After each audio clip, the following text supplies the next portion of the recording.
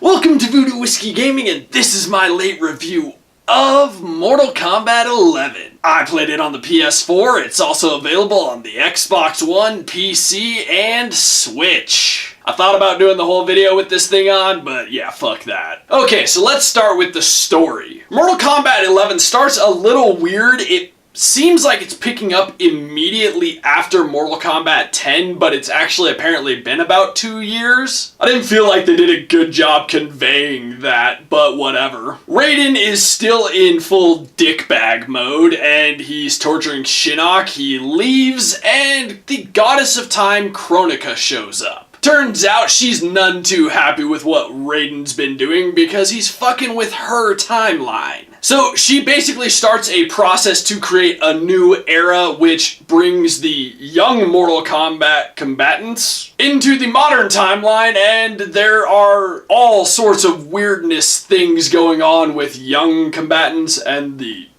seasoned veterans. I think they did a good job, telling where these groups would, draw the line, where they would go in this situation. It was an interesting story. I do think there were a few things that were kind of weird, like figuring out what Kronika's actual endgame is, because her supposed endgame is a little weird. It doesn't seem quite worth going the distance she's going. But overall, I did like where the story went. As for the audio, I think the audio in this game is excellent. I really like the music. I also really enjoy the sound effects, which are always very important in any fighting game. Making you hear the hit and feel it through sound, it's always really important, quite frankly. And in a game as brutal as Mortal Kombat, that sound is even more important. I also think the voiceover work is very well done in this game. I like the voices they have for the characters to represent them as young and old. Okay, so let's get into the gameplay mechanics and whatnot, which this game is a fighting game. It is a one-on-one fighting game. It's still a 2D fighting game, which I enjoy. I like the return of that. I felt like a lot of 3D fighting games didn't really get it the way they wanted to, and it just didn't work. And yes, I feel like that includes some of the older Mortal Kombats. They have made a lot of changes to this game, and one of the most notable ones that I noticed pretty much immediately was the fact that they got rid of the style system from the last game. In Mortal Kombat 10, you'd pick your character and they would have 3 different fighting styles which would affect their moveset completely, and I loved that, and I thought it would have been cool in this game. The reason I think that would be cool in this game is because in the story there are times where a younger character faces off with their older version, and I think it would have been neat if they were both using a different fighting style. Instead, what they do in this game is similar to Injustice, but a little more in depth. So outside of the campaign, what you do is you equip your character with certain moves on top of their baseline moves. Each character has their set attacks as well as their set special moves, and then you can add a couple, 2 or 3 generally, onto that. You also can then change what your character's costume is. Those don't have as great of effect, but if you level those up, you can then add attachments to those which can have a greater effect on your character. And while I do like the system, I just liked the old style system more, and I liked how it separated Injustice from Mortal Kombat. Whereas now they feel a lot closer than they used to. I liked that they had 2 fighting game franchises that both had their own unique mechanics and worked really well. As for actual mechanics in the game, they work very similarly to any Mortal Kombat game. While there are a lot of special moves and preset combos, it's not necessary to memorize every single one to do decent at this game. That being said, if you don't, you'll probably get wrecked online. They've changed other things as well, like the super move from the previous game is now the fatal blow in this game, and it can only be triggered when you're at a certain point of health. You can't trigger it anytime you'd like in the previous game. One small change that did annoy me quite a bit was the fact that they got rid of the wake-up attacks, which was if your character got knocked down, you could trigger a special move or pretty much any attack from the ground before your character's even fully standing. I'm sure in some of the footage it looks like I'm getting my ass kicked. It's generally because I was probably getting my ass kicked and I was trying to do a wake-up move and I couldn't trigger it, and it took me a while to get used to the fact that I couldn't do wake-up moves anymore. The crypt has made a return, of course, and And this time it actually really ties into the gameplay mechanics a lot more because you now explore it in a 3D world with a camera behind your character running around opening chests. It's much more of an like adventure exploration kind of thing, and it's like what they really wanted to do in Mortal Kombat 10, and it feels like they fully realize that now. One thing that did really piss me off from a gameplay mechanics stance was the final boss. Now, final bosses in fighting games are generally bullshit. They're generally ridiculously overpowered, have way too much health, and it's just really annoying. And this boss kind of falls on that spectrum and in a really inconsistent way. The final boss of Mortal Kombat 11,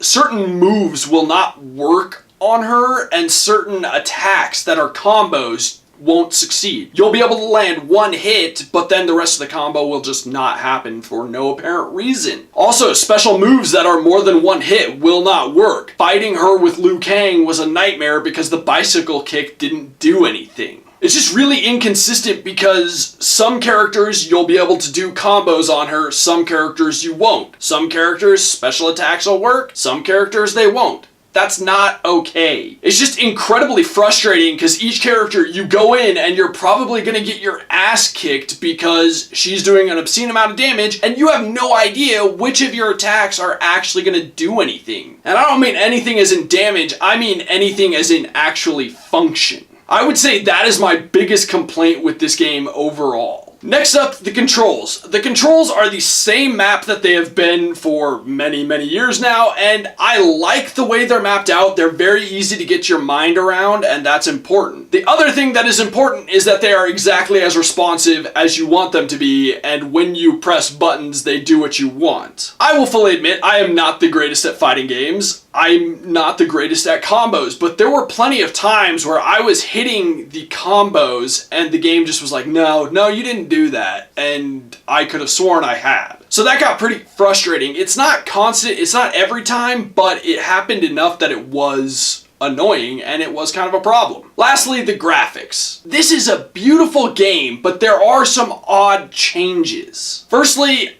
all the characters have been redesigned. And I don't mean their outfits, I mean their faces are different. And while it's not really a negative, it is just kind of weird that they did that because a lot of the characters just got redesigned for no reason. Some of them, it actually makes sense. Like Sub-Zero and Scorpion, they now look far more Asian than they did previously, which makes sense if you actually look at their real names. I also really liked what they did with Shang Tsung because it's the guy from the Mortal Kombat movie. But Sonya Blade, Cassie Cage, Johnny Cage, Jax, Jackie Briggs, all of them, their faces have been changed and I don't really see why they did that. I mean, they're not the only ones. It's pretty much every character in this game, their faces have been changed for this game. The other weird change that they made is in the gore, essentially. While this game is still bloody, the amount of detail they put into the fatalities and like the really brutal attacks like the fatal blows, all those little details that were in Mortal Kombat 10 that made it just so much more gruesome and visceral and just kind of, oh god. Those aren't there now. It's still bloody, but it's like PG-13 bloody versus R-rated bloody. But otherwise, the faces, the characters, the arenas, they all look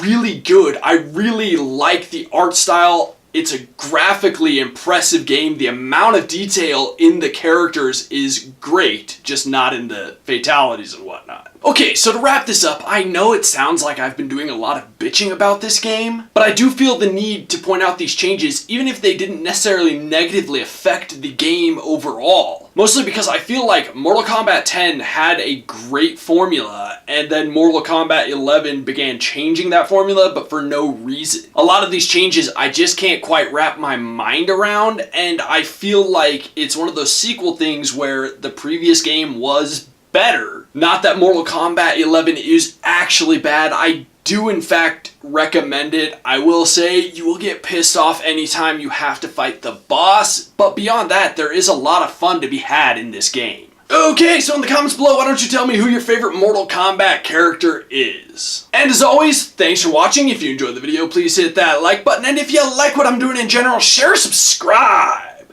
Have a good one.